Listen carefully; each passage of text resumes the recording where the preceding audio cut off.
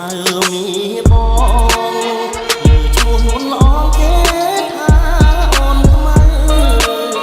តែតាមការពិតសាច់សមាត់ខៃ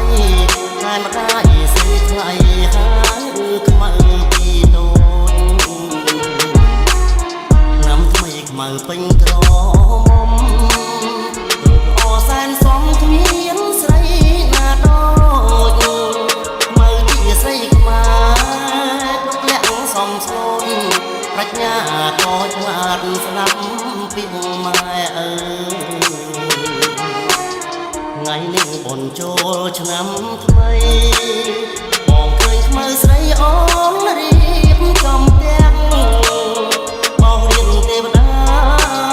ដាក់ការថ្វាយព្រះដាំស្លរូបរាងជូនម្ដាយទៅវត្ត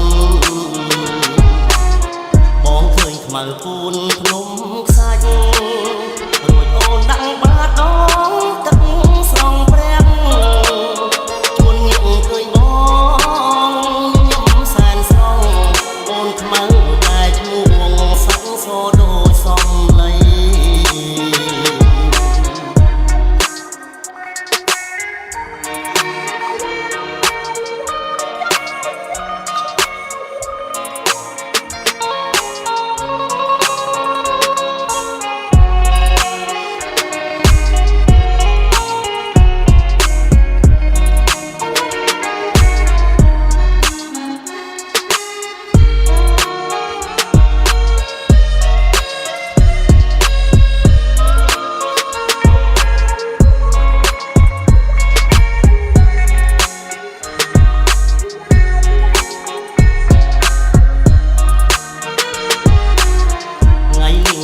ចូលឆ្នាំថ្មីបងឃើញខ្មៅស្រីអូនរៀបចំទាំងបោះរៀនទេវតាដាក់ការថ្វាយព្រះដាំស្លរូបរាងជូនម្ដាយទៅវត្ត